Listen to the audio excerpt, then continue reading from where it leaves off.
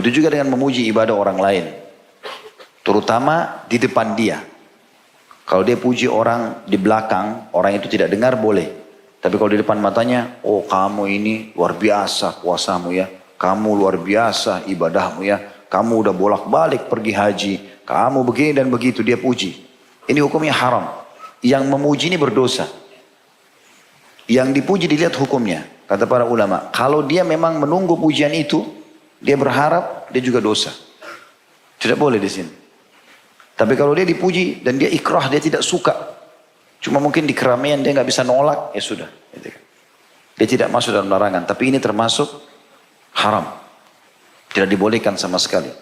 Dalil-dalilnya banyak sekali. Di antaranya adalah hadits Abu Bakar radhiyallahu anhu. Ia menceritakan bahwa ada seorang pria disebutkan di hadapan Rasulullah SAW. Lalu ada seorang hadirin memuji orang tersebut. Maka Rasulullah SAW bersabda, hadis yang masyhur. Waihak qata'ta unuq sahibak. Yaquluhu miraran. Celakalah kamu ini. Engkau telah memotong leher temanmu. Berulang kali Nabi SAW mengulangi kalimat itu. In kana ahadukum madihan la mahala falyakul ahsiba kada wa kada. In kana yara annahu kadhalik. Wa hasibuhu Allah wa la yuzakki 'ala Allahi ahad. Kalaupun harus seseorang di antara kalian terpaksa harus memuji, maka jangan di depan dia. Dan kalau di belakang pun dia cuma mengatakan begini.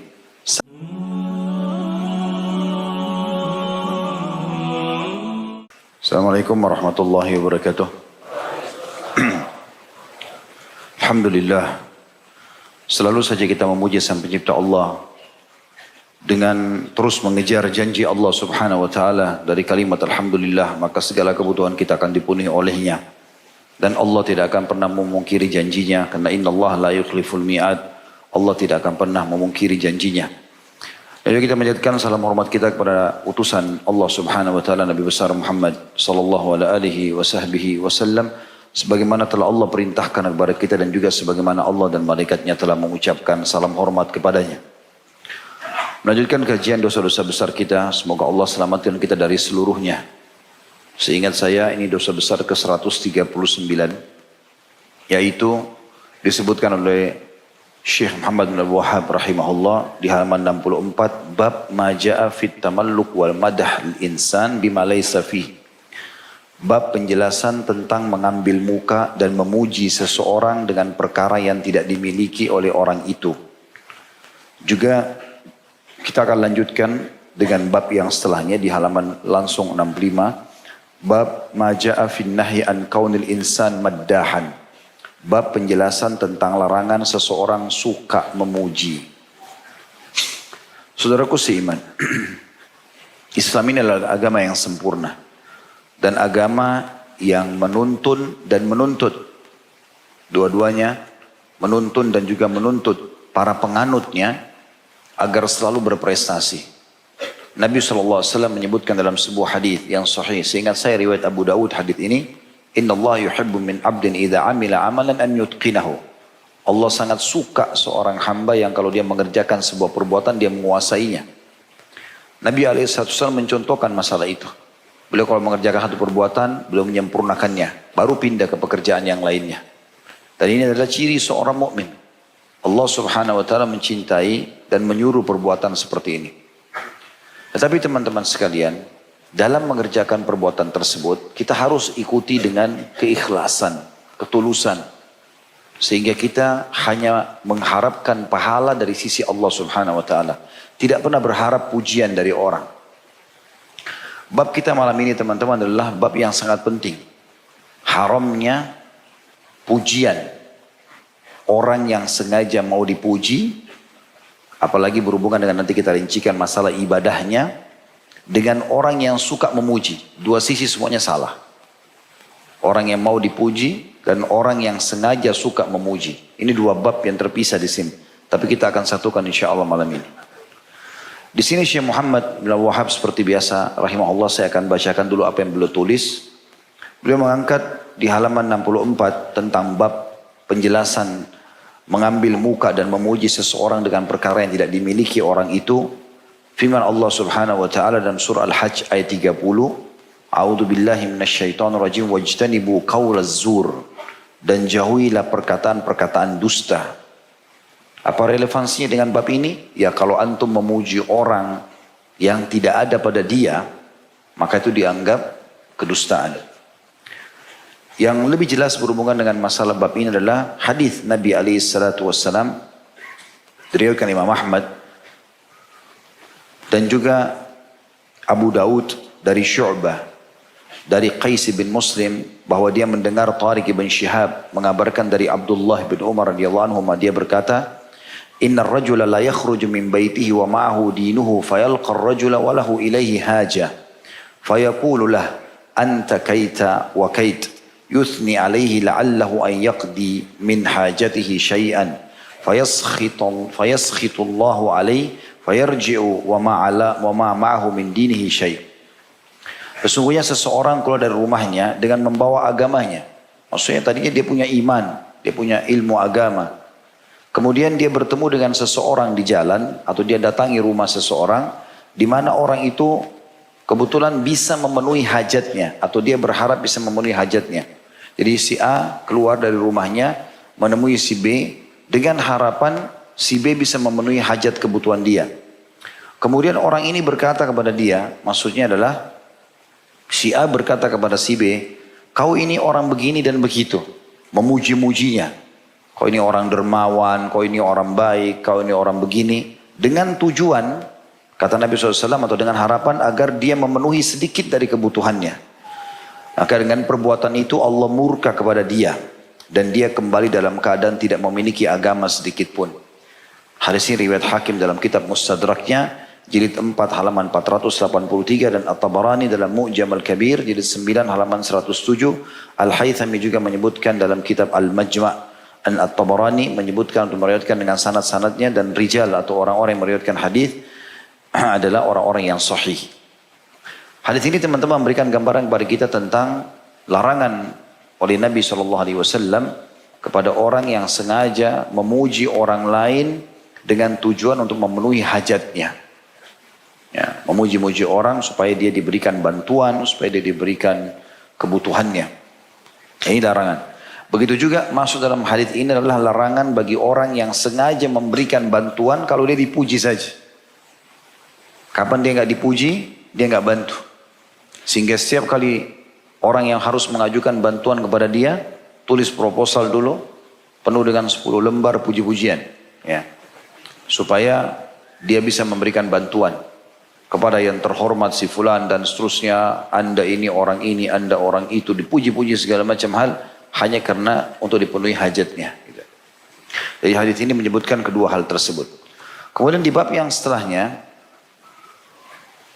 beliau mengangkat tentang larangan seseorang suka memuji, lebih fokus kepada orang yang memuji. Beliau mengangkat surah An-Nisa ayat 49 yang bunyinya, a'udzubillahi minasyaitonirrajim, alam tara ilal ladzina yuzakkuna anfusahum balillahu yuzakki may yasha'u wa la yudlamuna fatila. Apakah kamu tidak memperhatikan, hai Muhammad, orang yang menganggap dirinya bersih? Ada orang selalu begitu bicara, saya, aku, semuanya dia. Dia yang melakukan. Lihat masjid itu, saya yang bangun. Lihat orang itu, saya penyebab hidayahnya. Lihat orang ini, buku yang dia pegang, saya yang kasih tuh. Itu kopiahnya, itu sendalnya, itu sepatunya, itu segala macam. Allah mengatakan sebenarnya Allah membersihkan dan mensucikan. Maksudnya akan memuji orang yang dikehendakinya. Dan mereka tidak dianiaya sedikit pun.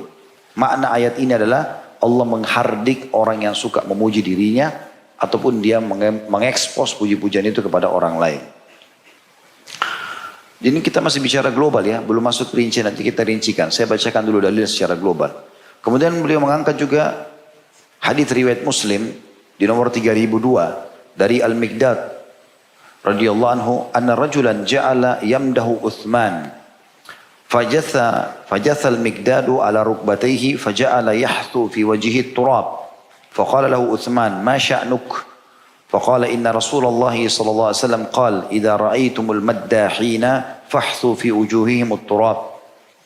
Bahwasanya seseorang memuji-muji Uthman bin Affan radhiyallahu anhu ajma'in, kemudian Al-Miqdad radhiyallahu anhu, sahabat yang meriwayatkan hadis ini, berlutut pada kedua lututnya, maksudnya duduk di atas lututnya. Dia pun mulai menaburkan debu pada wajah orang yang memuji Utsman. Dia duduk lalu diambil pasir atau debu dilempar ke wajahnya orang yang memuji Utsman. Akhirnya Utsman bertanya kepada Mikdad, ada apa denganmu? Kenapa kau lempar muka orang ini dengan debu, dengan pasir? Maka Mikdad berkata, radhiyallahu anhu majma'in, sesungguhnya Rasulullah SAW telah berkata, jika kalian melihat orang-orang yang suka memuji, maka taburkanlah tanah di wajah mereka. Ya, hadis ini riwayat Imam Muslim sebagaimana saya katakan. Ya. Juga dalam Musnad Imam Ahmad disebutkan di nomor 16.460 dan Syekh Albani mensahihkan dalam Sahihul Jami' nomor 2674 dari Muawiyah radhiyallahu anhu secara marfu, iyyakum wal madha fa innahu dzabhu. Hati-hati kalian dari pujian, karena sungguhnya pujian itu seperti penyembelihan. Seperti penyembelihan. Ini kurang lebih globalnya apa yang dibahas atau diangkat dalil oleh Syekh Muhammad bin Abdul Wahhab rahimahullah berhubungan dengan masalah bab pujian ini. Kita sekarang teman-teman sekalian akan coba masuk kerincian masalah ini.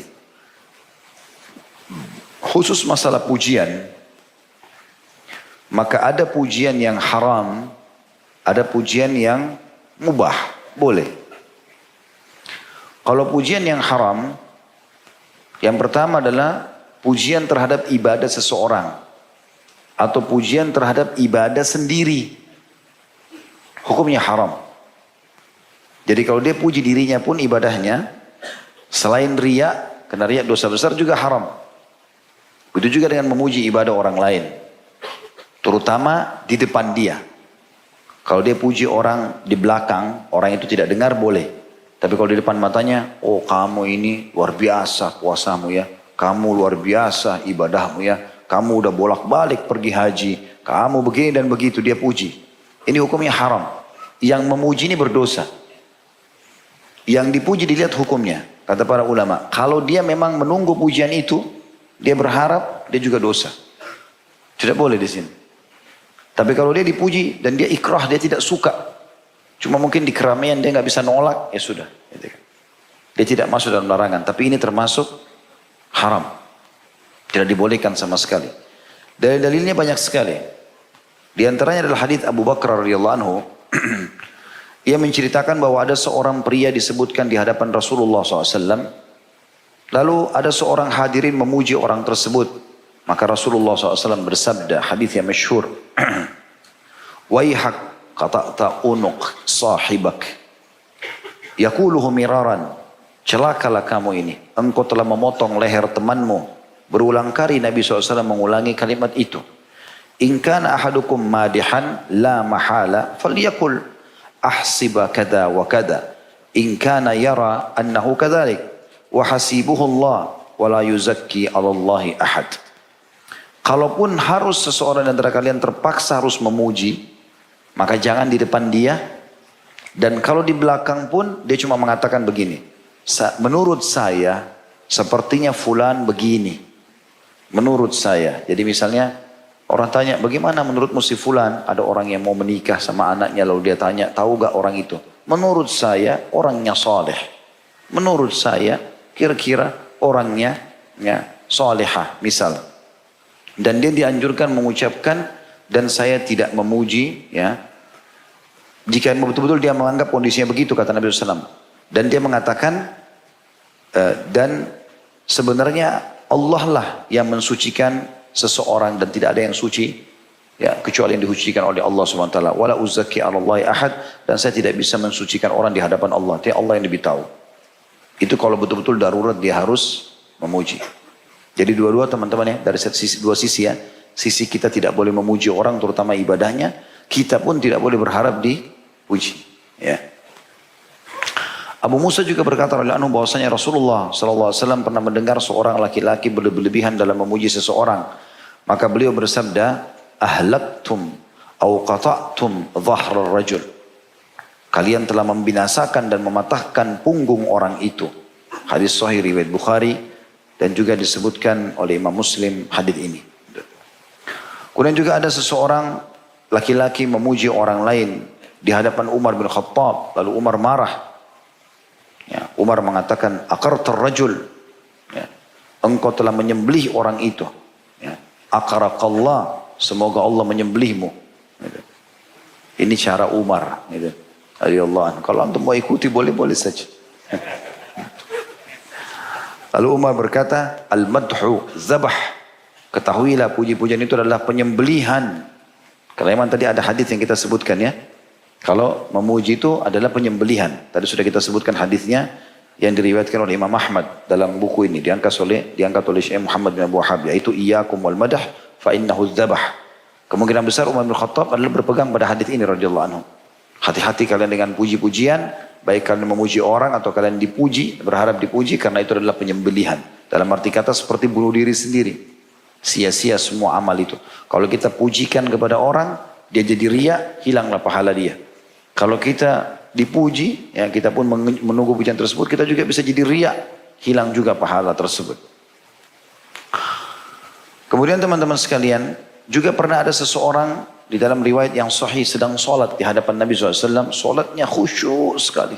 Bagus. Tapi di ujung masjid. Ya.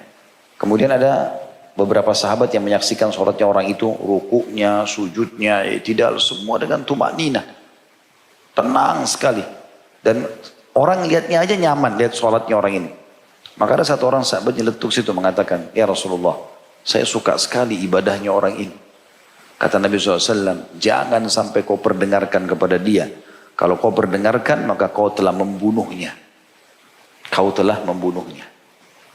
Jadi kalau teman-teman ibadah sebagus apapun, tidak ada yang puji, bagus. Malah positif itu. Karena memang tidak boleh. Kita dilarang memuji, kita juga tidak boleh berharap dipuji. Dua sisi ini. Lakukan saja lillahi ta'ala.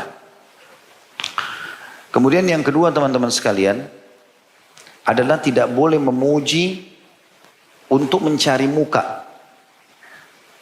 Sengaja supaya dapat kedudukan, dipenuhi hajatnya, ini hukumnya haram. Dia muji. Ya. Tadi yang pertama kan tidak boleh puji ibadahnya orang. Tidak boleh juga puji ibadah dia sendiri. Yang kedua, yang pujian haram ini adalah puji cari muka. Ini sama, baik dia puji orang itu supaya dia punya kedudukan, atau dia sengaja memuji-muji orang supaya dia dipuji balik, dia dapat kedudukan di tengah-tengah masyarakat. Dalilnya tadi hadis yang sudah kita sebutkan. Bahwasanya Nabi SAW bersabda, ada orang keluar dari rumahnya, dia memiliki agama dan iman. Tapi akhirnya dia menemui si fulan, kemudian dia memuji-muji orang itu supaya dipenuhi hajatnya. Maka dia akan kembali dalam kondisi Allah murka padanya dan tidak punya agama lagi. Dalam arti kata Allah hapus imannya. Kemudian juga yang ketiga yang pujian haram adalah tidak boleh memuji yang tidak ada atau tidak dimiliki. Yang tidak dimiliki secara mutlak tidak boleh. Hukumnya haram. Ya. Misalnya kita puji-puji, oh kamu dermawan, padahal orangnya bakhil. Misalnya, oh kamu syekh, kamu seorang alim, padahal orangnya bodoh. Ya. Ini nggak boleh. Jadi tidak ada pada dia, gitu kan? Hukumnya haram, dan ini masuk dalam umumnya dalil-dalil masalah manipulasi, menipu. Ya, karena ini banyak dilakukan oleh orang-orang memang dasarnya mau menipu ya. Pernah ada di senukil kisah, ada orang mengaku nabi palsu. Setelah Nabi Muhammad SAW meninggal gitu. Beberapa waktu di zaman tabi'in gitu, saya lupa juga namanya orang itu. Karena tidak penting juga untuk diingat gitu. Jadi orang ini rupanya mengaku nabi. Bagaimana caranya? Dia negosiasi sama teman-temannya gitu. Nanti sebentar sholat duhur di masjid Jami' di Irak ini ramai orang datang. Kata temannya, dua orang, nanti saya akan bilang telah turun firman Allah kepada teman kami si fulan. Gitu kan. Nanti setelah itu kamu akan bicara. Gitu kan. Apapun yang kau bicara kami dukung, wahai itu wahyu. Baik, habis salam, naiklah dua orang ini bicara. Semalam saya mimpi begini, yang satu bilang saya mengetahui begini dan begitu. Ternyata kami bergembira karena teman kami adalah seorang nabi. Namanya Fulan bin Fulan, ada duduk di situ.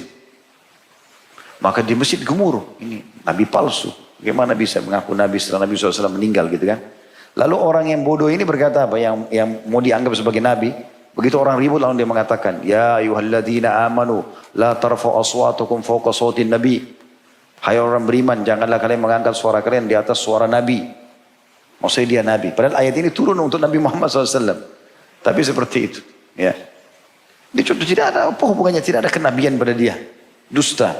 Dan kata Nabi SAW, ketahuilah akan keluar 50 dajjal, semuanya pendusta. Gitu kan? Mereka semua mengaku Nabi, tapi ketahui aku penutup para Nabi dan Rasul. Jadi kalau zaman sekarang orang mengaku langsung dusta, udah nggak ada lagi. Tidak ada lagi Nabi-Nabi. Jadi itu sudah keluar di zaman Nabi SAW. Musayyam al-Kadzab yang dibunuh oleh pasukan Abu Bakar radhiyallahu anhu ajma'in, dengan Khalid bin Walid dan seterusnya, sahabat-sahabat Nabi yang lain. Begitu juga dengan Al-Aswad al-Unsi. Kemudian teman-teman sekalian, ada pujian yang dibolehkan. Ada pujian tidak boleh. Pujian yang dibolehkan ini, semua yang berhubungan dengan masalah urusan dunia boleh dipuji. Bajunya bagus, sendalnya bagus, mobilnya bagus, rumahnya bagus, sisiran rambutnya bagus, tidak apa-apa. Kamu dengan baju ini bagus sekali kelihatan, tidak apa-apa. Tidak ada hubungannya sama ibadah kan? Kalau sholat, kalau puasa, maksudnya ini dipuji-puji, ibadahnya ini yang dilarang. Tapi kalau prestasi dunia, dia naik jabatan, selamat ya atas kerja keras selama ini, oke. Gak ada masalah. Karena urusan dunia gak ada masalah. Silakan saja. Kita kagum dengan rumahnya, kagum dengan penampilannya, kagum dengan mobilnya. Cuma tinggal kita bilang, misalnya kita bilang Masya Allah, misalnya. Itu boleh. Masuk dalam masalah ini tentunya, juga kalau ada orang bertanya tentang masalah seseorang yang mau investasi kerja sama kita, atau misalnya ada orang yang mau menikah dengan anak atau saudara kita, kemudian ada orang bertanya atau kita bertanya pada orang lain, semuanya dibolehkan, tidak ada masalah. Di sini juga boleh kita menceritakan dari sisi kita prestasi dunia. Misalnya saya sekolah S1 itu di sini. Saya sekolah S2 itu di sini. Kan dia puji dirinya kan. Tapi dunia. Urusan dunia. Gak ada masalah. Mungkin dia harus sampaikan. Kalau dia memang dia sudah selesai S2. Dia sudah selesai S3. Dia seorang profesor. Gitu kan. Tidak ada masalah. Dalam hal ini tidak ada larangan. Tidak ada larangan dalam masalah ini. Kemudian termasuk yang dibolehkan yang kedua adalah prestasi-prestasi anak. Orang tua puji anak. Ya. Jadi dia puji anaknya karena juara di sekolah. Puji anaknya karena bakti sama dia. Sebagian ulama membuka celah ini. Kalau untuk orang tua kepada anak, biar ibadahnya anak masih boleh. Khusus orang tua kepada anak. Tapi kalau anak itu masih kecil ya. Misalnya anaknya ikut sholat sama dia di masjid. Oh pintar anaknya ayah nih. Tadi sholat di masjid. Tapi anaknya masih belum balik. Belum ada hukum pada dia. Gak ada masalah. Oh Masya Allah. Anaknya ibu ini pakai jilbab. Cantik sekali. Nah boleh. Padahal sebenarnya jilbab ibadah, sholat ibadah, tapi karena mereka masih belum balik, oke. Prestasi anak, karena biasanya anak kalau dimotivasi kan semangat ya. Itu cuma yang dibolehkan. Kemudian juga sama prestasi pasangan hidup. Ya. Jadi misalnya sudah 10 tahun menikah, lalu suami bilang sama istrinya, Masya Allah, jazakillahu khair, sudah coba memelayani saya selama ini 10 tahun, semoga Allah balas dengan kebaikan. Kan dia sebut kebaikannya. Tapi ini untuk memotivasi supaya dia lebih semangat mengerjakan kewajibannya. Oke, prestasi pasangan. Atau seorang istri mengatakan, jazakallah khair pada suaminya, selama ini sudah bekerja keras buat saya, ya sehingga kebutuhan saya sama anak-anak dipenuhi. Kan mencari nafkah ibadah juga sebenarnya, tapi kan dia puji. Tapi di sini betul-betul dia niatnya bukan supaya suaminya ria atau apa. Bentuk terima kasih. Tidak ada masalah, gitu kan? Atau misalnya masuk dalam masalah ini, orang lain membantu. Misal orang lain mengangkatin barang kita. Atau kita jatuh. Lalu dibantu sama dia. Lalu kita mengatakan terima kasih ya kamu baik sekali. Gak ada masalah. Gak ada larangan dalam masalah itu. Karena insya Allah dengan ini. Tidak ada maksud orang yang sedang memuji. Untuk memuji ibadahnya dia. Tapi karena bentuk terima kasih. Juga tidak ada niat orang yang membantu itu. Karena orang jatuh tiba-tiba dia bantu. Masa dia mau tunggu dipuji. Gitu kan? Kan tidak mungkin. Gitu kan? Otomatis spontan karena tidak semua juga orang tergerak untuk membantu orang yang jatuh ya. Terbukti ada orang jatuh yang mampir cuma 2-3 orang. Yang 13 orang lari semua. Begitu juga yang selanjutnya adalah prestasi pegawai. Boleh dipuji tapi jangan ibadahnya ya. Tapi prestasinya misalnya dia prestasi dunia. Urusannya berhubungan dengan masalah karena dia naik jabatan lah apalah. Dia dibuatlah pertandingan atau persaingan positif lah di perusahaan. Siapa yang bulan ini datang on time semuanya akan diberikan reward ini dan itu misalnya, ya diberikan hadiah, maka dipujilah dia di depan teman, inilah contoh pegawai yang baik misalnya. Nah itu tidak ada masalah. Karena untuk motivasi orang lain berbuat kebaikan, gitu kan. Dan itu yang Nabi SAW lakukan pada saat Utsman bin Affan nyumbang jihad. Banyak sekali kan disumbang.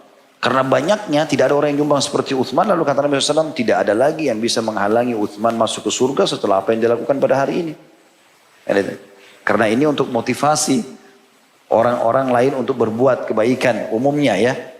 Dan tidak ada maksud Nabi SAW untuk menjatuhkan Utsman. Utsman pun termasuk orang yang bisa mengontrol diri dalam masalah seperti itu. Karena terbukti sahabat-sahabat ini pada saat dipuji malah mereka makin takut. Umar bin Khattab dengan banyaknya pujian Nabi SAW kepada beliau, jaminan surga segala macam.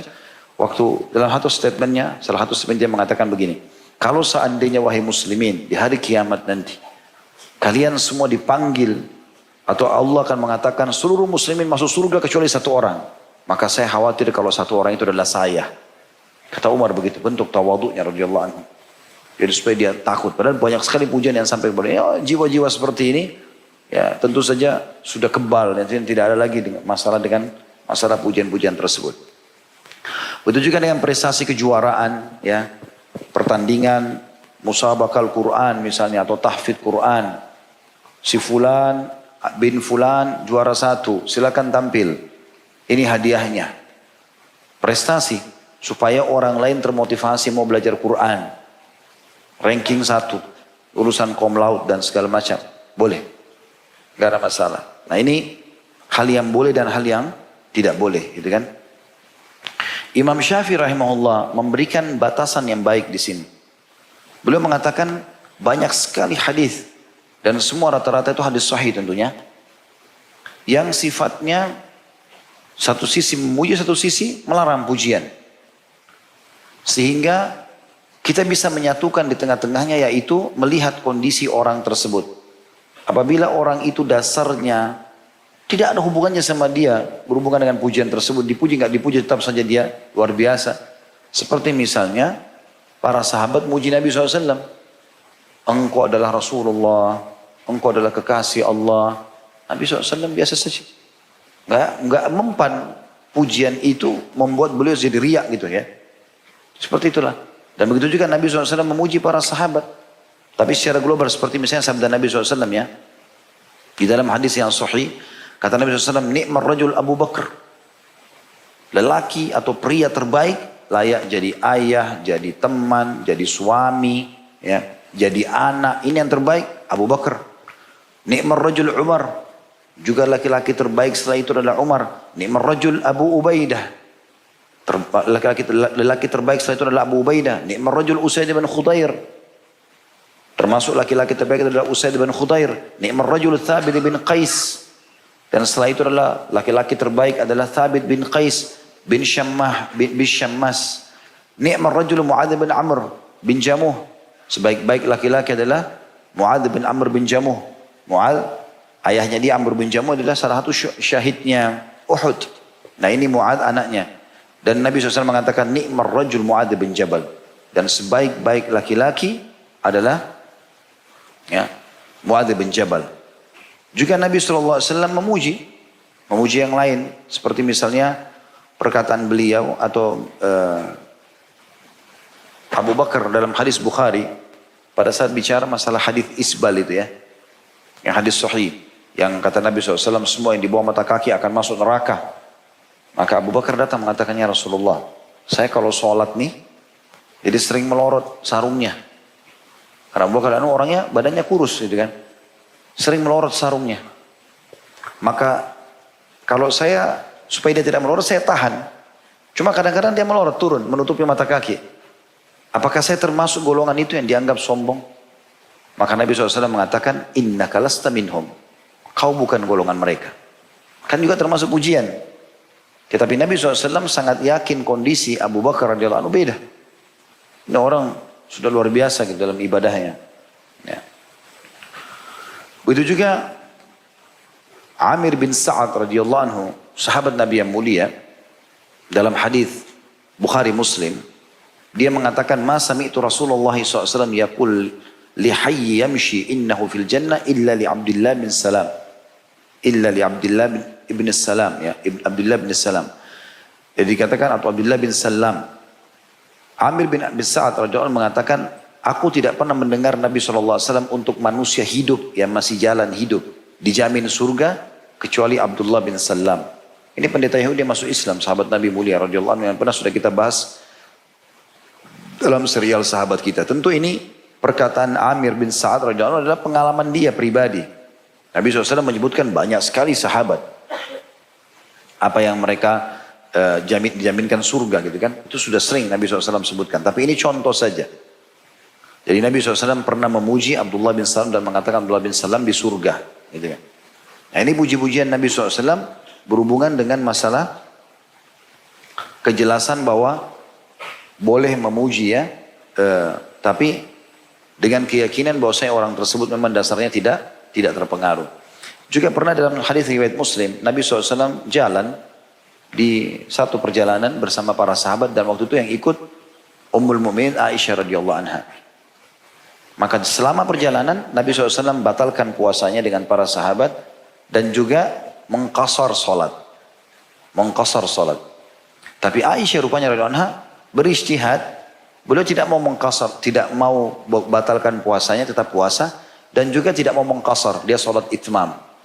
Maka kata Aisyah radhiyallahu anha dalam hadis riwayat Muslim ini, ya Rasulullah, Anda dan seluruh, maksudnya Anda atau kalian dengan sahabat-sahabat Anda ini berbuka puasa, sementara saya tetap lanjut puasa. Kemudian Anda juga dan teman-teman Anda, sahabat Anda mengqasar sholat, sementara saya mengitmamnya. Artinya seakan-akan Aisyah ingin mengetahui, ya Rasulullah, boleh nggak ini? Jadi bukan minta pujian sebenarnya. Tapi Nabi SAW mengatakan, ahsanti. Bagus yang kamu lakukan itu. Begitu saja. Nabi SAW memberikan dukungan positif di sini. Gitu kan? Dalam arti kata bukan membuat Aisyah hanya jadi riya, tapi mengatakan yang kau lakukan positif. Boleh saja. Kau mau itmam sempurna atau kau mau kasar, boleh, mau lanjut puasa atau tidak lanjut puasa juga boleh. Dan para sahabat ini salah satu ciri khas mereka, karena mereka sudah faham tentang masalah ini, mereka tidak pernah memuji orang yang melakukan ibadah itu dan juga tidak menyalahkan orang yang tidak melakukan ibadah selama masih ada rukhsah, keringanan. Makanya di perang Badar tahun pertama disyariatkannya puasa Ramadan di tahun 2 Hijriah, maka para sahabat menukil riwayat mengatakan sesungguhnya pada saat perang Badar terjadi ada di antara kami yang tetap berpuasa, ada di antara kami yang membatalkan puasanya karena masih tahun pertama disyariatkan puasa, belum pernah muslimin puasa sebelum itu, gitu kan. Maka kata para sahabat yang berpuasa tidak menghina dan menyalahkan orang yang berbuka puasa, dan yang berbuka puasa tidak juga menyalahkan orang yang tetap berpuasa. Seperti itulah. Ya, selama masih ada rukhsah ya, masih ada keringanan. Teman-teman sekalian, khusus bagi orang yang suka memuji-muji ini memang dilarang dan kita harus berikan dia pelajaran gitu, ya. Dan pelajarannya ini kalau memang kita tahu dia maddah. Sebagaimana di sini di halaman 65 ya. Karena beliau mengkhususkan orang yang maddah, yang suka muji. Ini biasanya kalau kita temui dia selalu pujian yang dia lontarkan. Gitu kan. Nah orang seperti ini dianjurkan untuk meletakkan debu di wajahnya. Ya. Banyak riwayatnya, tadi sudah kita sebutkan di antaranya, tapi ada riwayat lain. Dari Abu Ma'mar, dia berkata ada seorang pria berdiri memuji salah seorang gubernur. Maka Miqdad bin Aswad menyiramkan pasir ke wajahnya seraya berkata, Amarana Rasulullah SAW an-nahthu fi wujuhil maddahin at-turab. Kami diperintahkan oleh Rasulullah SAW untuk menyiramkan pasir ke wajah orang-orang yang memuji. Hadis ini sahih riwayat Imam Muslim. Juga disebutkan bahwasanya Atha ibn Abi Rabah rahimahullah salah satu ulama tabi'in berkata bahwa ada seorang pria memuji pria yang lain di hadapan Ibnu Umar radhiyallahu anhuma. Lalu Ibnu Umar radhiyallahu anhuma menyiramkan pasir pada mulutnya, ambil pasir dilempar di mulutnya. Yang memuji seraya berkata, sesungguhnya Rasulullah SAW telah bersabda, "Idza ra'aitum maddahin fahthu ala wujuhim at-turab." Jika kalian melihat orang-orang yang doyan memuji, maka siramkanlah pasir ke wajahnya. Ini juga hadis yang sahih. Berarti di sini jelas sekali larangan-larangan untuk memuji tentunya ya. Ada juga sebuah riwayat. Riwayat ini disebutkan dari Mihjan al-Aslami. Jadi ada 4 orang yang dibahas dalam riwayat ini. Ada Mihjan al-Aslami menceritakan tentang seseorang yang bernama Roja. Raja ini menceritakan tentang Mihjan al-Aslami. Raja ini berkata, orang ini bernama Roja ya. Saya berjalan bersama Mihjan pada suatu hari hingga kami sampai di masjid milik penduduk Basrah. Ya. Akbaltu ma'al Mihjan dhata yawmin hatta intahina ila masjid ahli Basrah. Saya langsung terjemahkan saja. Pada saat itu ada satu orang, ini orang yang ketiga, bernama Buraidah ibn Husayb, sedang duduk di salah satu pintu masjid. Di masjid yang maksudnya mereka masuk ini. Pada masjid itu terdapat seorang laki-laki bernama Sukbah. Ya, dari Raja cerita tentang Mihjan, di dekat pintu jalan sama-sama Mihjan, di pintu masjid ada satu orang yang bernama ya, Buraidah, dan dalam masjid namanya seseorang yang bernama Sukbah lagi sholat, lagi ibadah. Dan Sukbah ini melaksanakan sholat yang sangat panjang, khusyuk, konsentrasi. Ketika Raja dan Mihjan mau keluar, Buraidah ini berkata, karena dia orangnya suka humoris, sambil bercanda dia mengatakan begini, ya Mihjan, atusolli kama yusolli Sukbah? Wahai Mihjan, apa kau juga sholat seperti sholatnya Sukbah? Maka Mihjan tidak menjawab, tapi dia langsung pulang. Lalu Raja berkata, Mihjan lalu berkata, sesungguhnya Rasulullah SAW pernah memegang tanganku, lalu kami pergi bersama hingga menaiki gunung Uhud. Kemudian beliau SAW menatap ke kota Madinah. Seraya beliau bersabda, kota Madinah ini terancam bahaya. Maksudnya sepeninggalku nanti akan banyak masalah mungkin terjadi, gitu kan? Dia ditinggalkan oleh penghuninya dan nanti di akhir zaman menjelang hari kiamat penduduknya semua akan tinggalkan kota Madinah. Sementara mereka dalam keadaan makmur, nggak ada yang kurang. Lalu Dajjal mendatanginya, lalu mendapati malaikat pada setiap pintunya, maka dia tidak dapat memasuki. Dajjal maksudnya. Lalu Nabi SAW turun dari gunung Uhud, kemudian kami sampai di masjid. Lalu Rasulullah SAW melihat seorang pria melaksanakan sholat, sujud dan ruku. Lalu beliau bersabda, man hada? Siapa orang ini? Maka Mihjan berkata, ya Rasulullah hada fulan. Wahai Rasulullah ini si fulan. Dan kondisinya begini, maksudnya orangnya begini memang. Kalau sholat apa bagus gitu. Maka kata Nabi SAW kepada Mihjan, amsik, la tusmi'hu fatuhlikuhu. Jaga lisanmu, jangan kau ucapkan itu, karena itu akan bisa membinasakan dia. Jadi di sini yang saksi bahasa adalah perkataan ini ya. Masih ada lanjutan hadis. Mihjan berkata, lalu Nabi SAW pergi, ketika sampai di rumah beliau, beliau pun seolah-olah meniup kedua telapak tangannya, membersihkan, kemudian mau masuk dalam rumah, lalu beliau mengatakan, sesungguhnya sikap beragama yang terbaik adalah mengerjakan kewajiban agama sesuai dengan kemampuan. Lalu beliau mengulangi itu sampai 3 kali. Beliau mengulangi itu sampai 3 kali. Baik teman-teman sekalian. Ada perkataan yang baik dari Ibnu Ajibah. Janganlah engkau tertipu dengan pujian orang lain yang menghampirimu. Karena sesungguhnya mereka yang memuji tidaklah mengetahui dirimu sendiri. Kecuali yang nampak saja bagi mereka. Sedangkan engkau sendiri yang lebih mengetahui isi hatimu. Jadi kalau orang puji, jangan kau bangga dengan itu. Karena sebenarnya kau lebih tahu tentang dirimu. Mungkin dia salah. Makanya Zainal Abidin rahimahullah, salah satu cucu Nabi SAW yang masyhur dalam kisahnya. Dia pernah jalan terus tiba-tiba orang caci maki. Kau ini mentang-mentang cucu Nabi begini begitu macam-macam. Dicaci maki segala macam. Dia diam saja. Karena dia diam orang itu kehabisan kata-katanya. Akhirnya dia malu sendiri. Lalu kata Zainal Abidin rahimahullah, dia mengatakan kalimat yang masyhur. Dia bilang, wahai fulan, itu yang baru kau tahu. Sebenarnya yang kau tidak tahu masih banyak. Dan andai saja kalau kau tahu kesalahan-kesalahan kami, mungkin kau akan lebih banyak bicara dari masalah itu. Padahal sebenarnya ada pengawalnya. Zainal Abidin ini memukul orang itu tapi ditahan. Kalau kemudian Zainal Abidin mengatakan, kalau seandainya perkataanmu semua ini yang kau caci maki aku segala macam ini adalah tujuannya untuk mendapatkan sesuatu, ucapkanlah. Kalau orang itu diam, malu, dia buka jubahnya dikasih orang itu. Lalu dia bilang sama orang yang mengawalnya, menemani dia, berikan orang ini 1000 dirham. Mungkin dia punya hajat yang kita tidak tahu. Seperti itulah. Jadi luar biasa mereka bagaimana menangani orang-orang yang seperti ini. Baik, bagaimana kalau sudah terlanjur kami dipuji Ustaz? Ada doanya. Kalau antum dipuji, misal dan antum dengar, oh ternyata ada si fulan puji, si fulan puji. Kan tadi kita bilang, batasannya kalau orang memuji orang lain tapi bukan di depannya, masih ada yang membolehkan. Ya. Tapi kalau di depannya langsung dikhawatirkan bisa membinasakan dia. Gitu kan. Tapi kalau bukan di depannya mungkin. Dan kita mungkin berpikir bukan niatnya supaya sampai ke dia. Supaya kita dapat manfaat duniawi. Enggak. Maka dalam sebuah riwayat disebutkan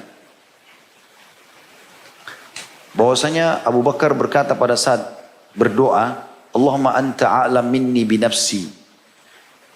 Ya Allah, sungguhnya engkau lebih mengetahui keadaan diriku daripada diriku sendiri.